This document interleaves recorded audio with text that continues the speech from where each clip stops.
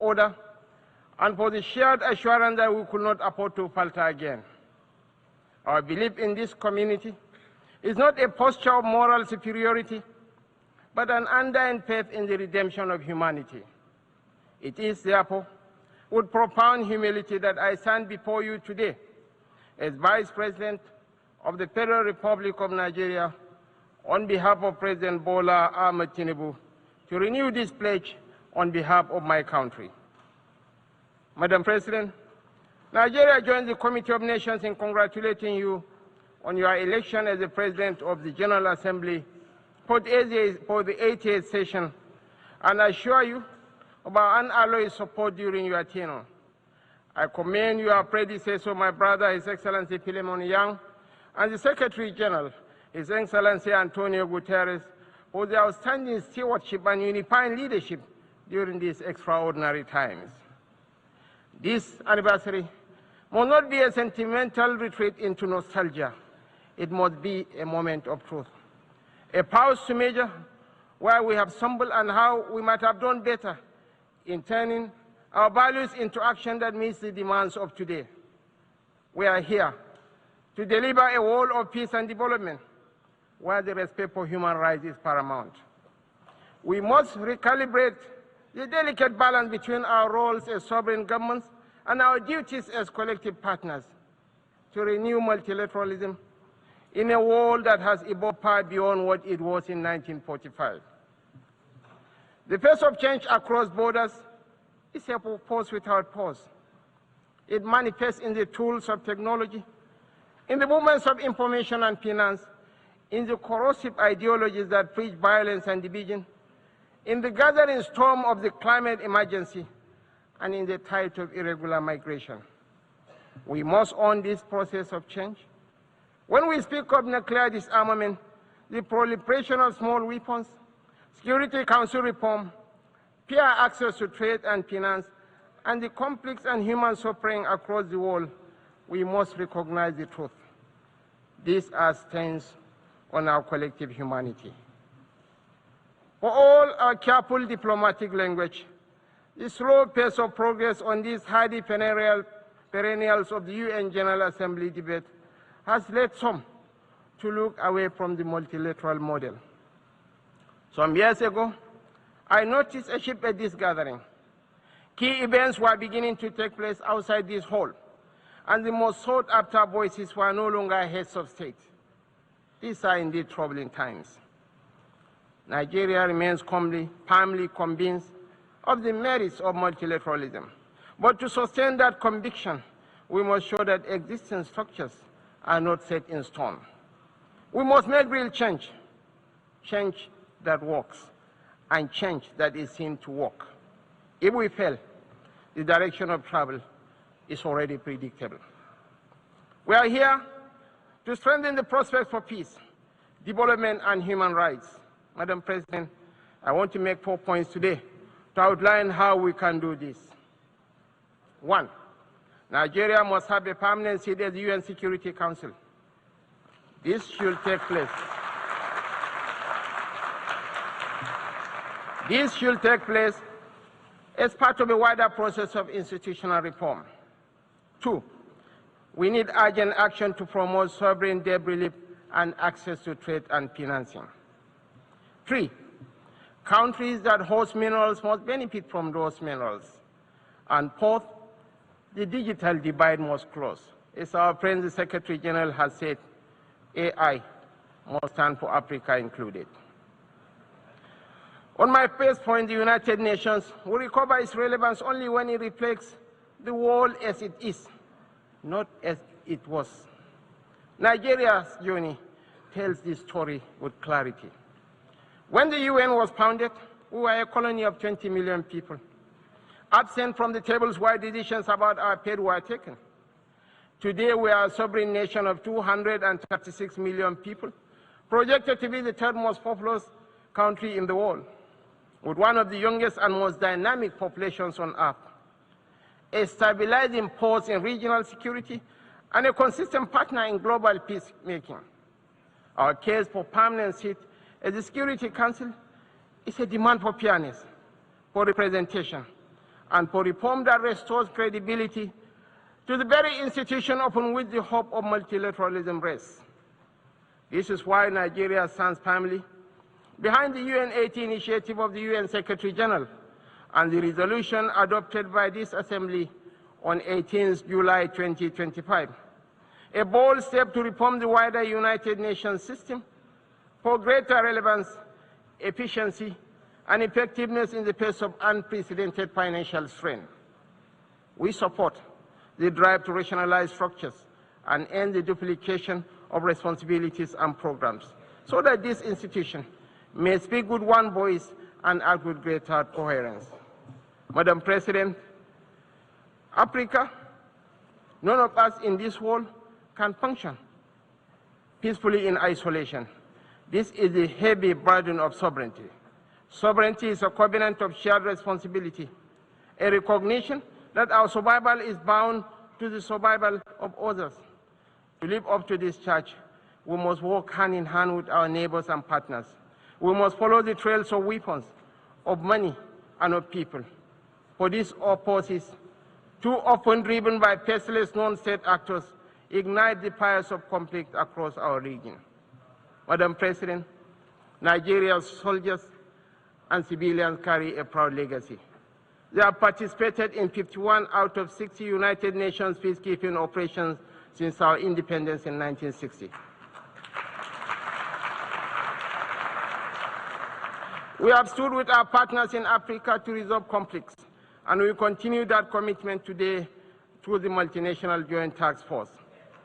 At home, we confront the scourge of insurgency with resolve. From this long and difficult struggle with violent extremism, one truth stands clear. Military tactics may win battles measured in months and years, but in wars that span generations, it is values and ideas that deliver the ultimate victory. We are despised by terrorists because we choose tolerance over tyranny. Their ambition is to divide us and to poison our humanity with a toxic rhetoric of hate. Our difference is the distance between shadow and light, between despair and hope, between the ruin of anarchy and the promise of order. We do not only fight wars, we pit and shelter the innocent victims of war.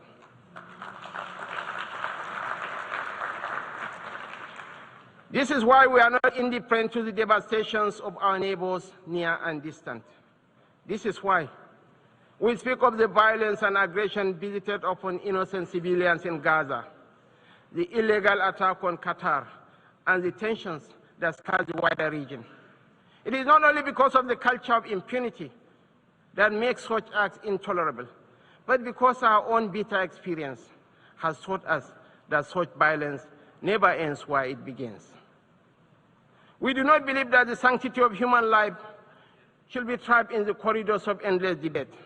That is why we say, without stuttering and without doubt, that a two-state solution remains the most dignified path to lasting peace for the people of Palestine.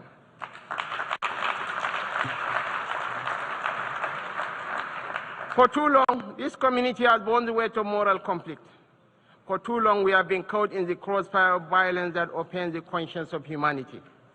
We come not as partisans, but as peacemakers.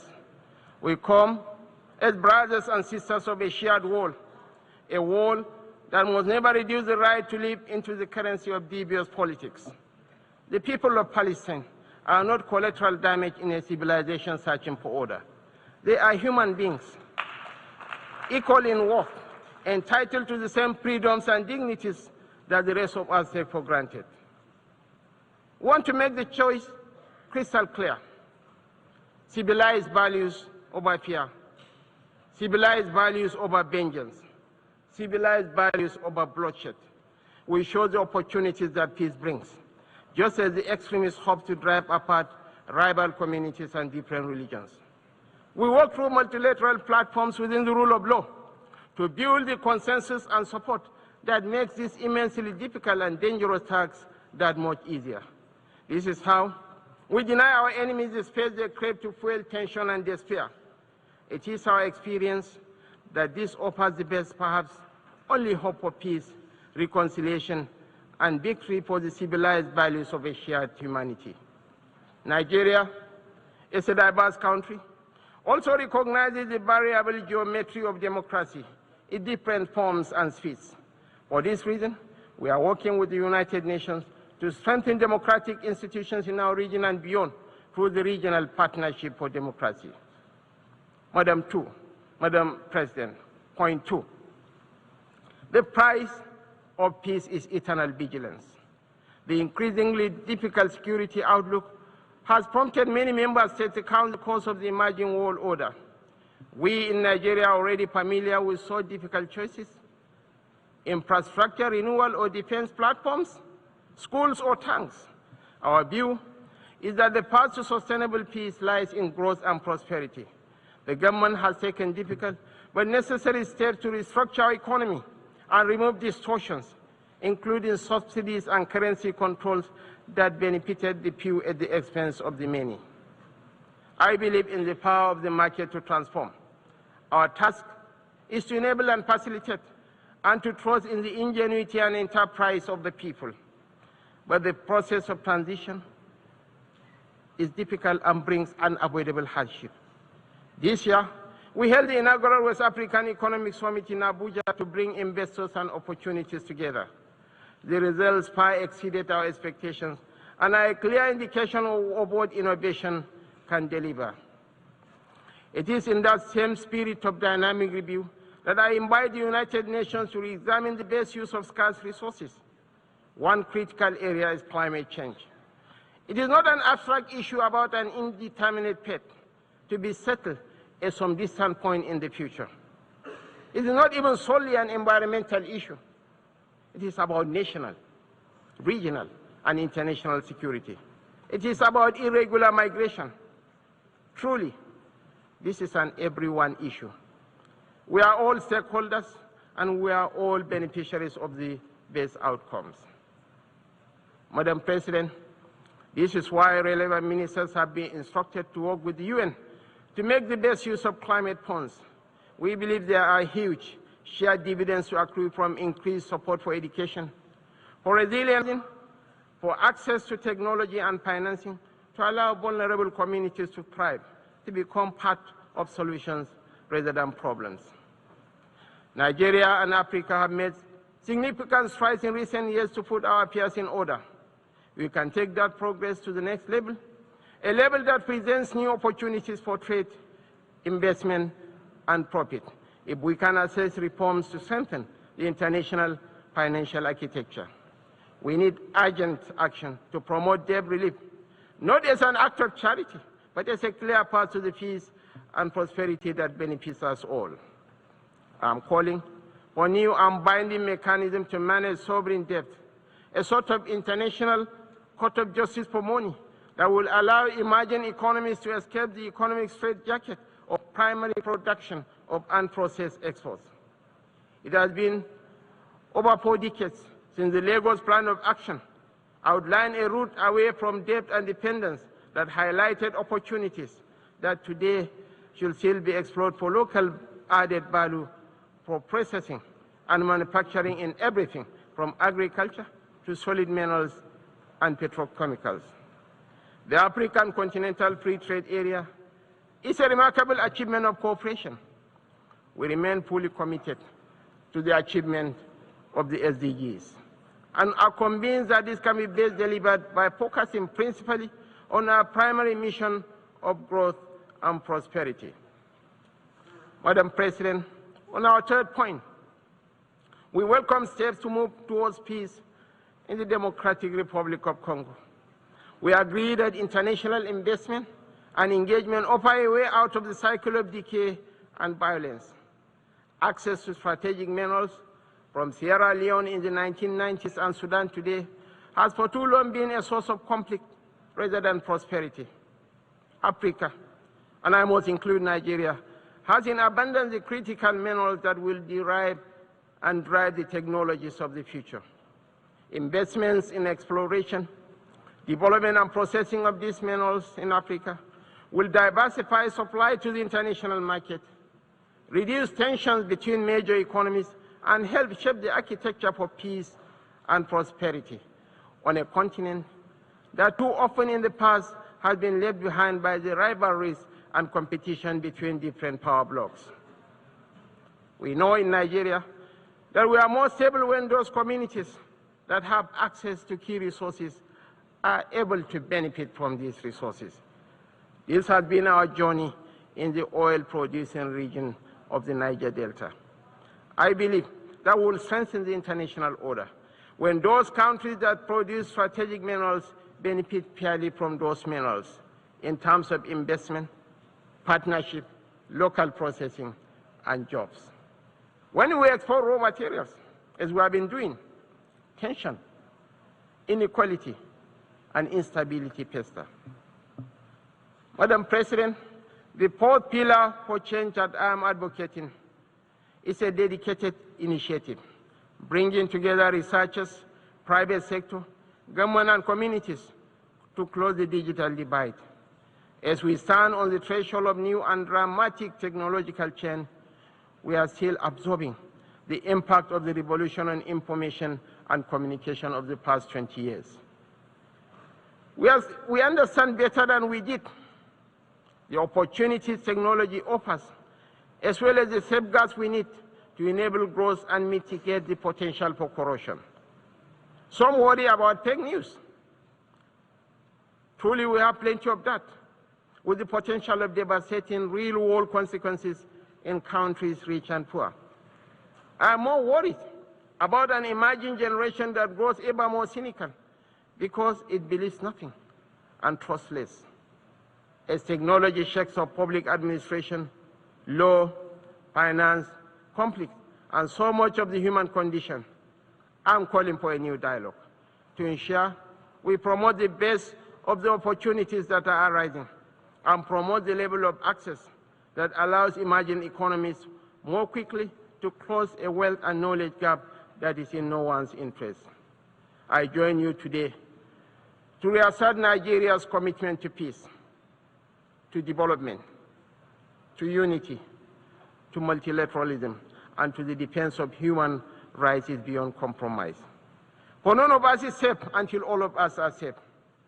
The road ahead will not be easy, and we know there are no quick fixes to the trials that test the human spirit.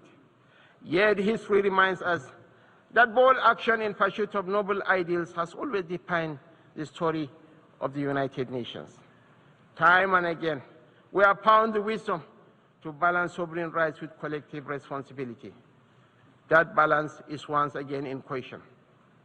But I believe, quite passionately, that a renewed commitment to multilateralism, not as a slogan, but as an article of faith, remains our surest path forward.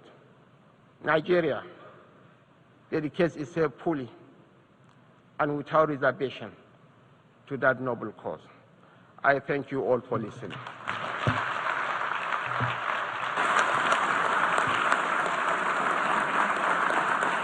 On behalf of the Assembly, I wish to thank the Vice President of the Federal Republic of Nigeria.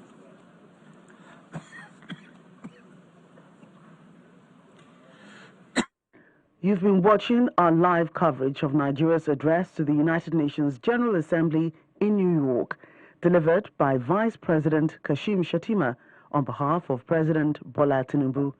Please stay tuned for the rest of our programming for the day.